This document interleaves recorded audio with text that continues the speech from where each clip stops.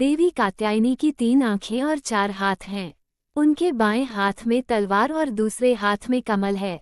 उनके दाहिने हाथ वरद मुद्रा वरदान देने वाली और अभय मुद्रा भय दूर करने, परोपकार और सुरक्षा का प्रतिनिधित्व करते हैं में देखे जा सकते हैं। अपने माथे पर अर्धचंद्र की शोभा के साथ देवी कात्यायनी शेर की सवारी करती हैं।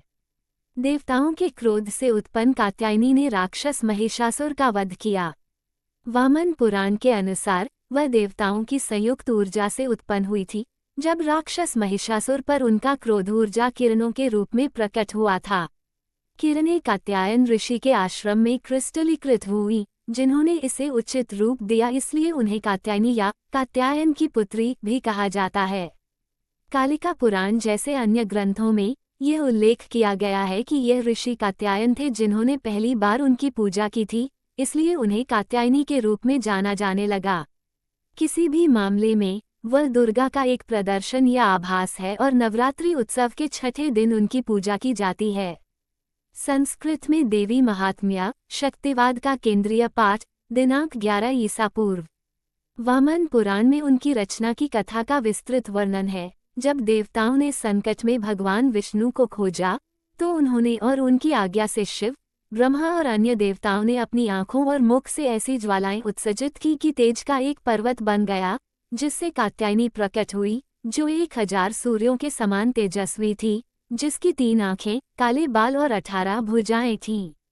शिव ने उसे अपना त्रिशूल दिया, विष्णु ने सुदर्शन चक्र, वरुण ने शंख, अग्नि ने भाला, वायु ने धनुष, सूर्य ने बाणों से भरा तरकश, इंद्र ने वज्र, कुबेर ने गदा, ब्रह्मा ने माला और जलपात्र, काल ने ढाल और तलवार, विश्वकर्मा ने युद्ध कुल्हाड़ी और अन्य हथियार दिए। इस प्रकार देवताओं द्वारा पूजित और सशस्त्र होकर कात्यायनी मैसूर की पहाड़ियों की ओर बढ़ी।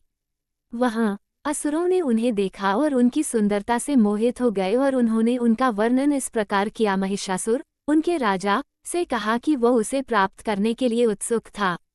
उसका हाथ मांगने पर उसने उससे कहा कि उसे युद्ध में जीता जाना चाहिए।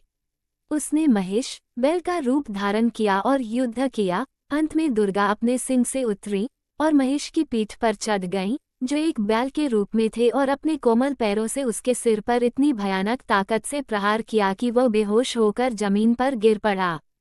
फिर उसने अपनी तलवार से उसका सिर काट दिया और तब से उसे महिषासुरमर्दिनी, महिषासुर का वध करने वाली कहा गया।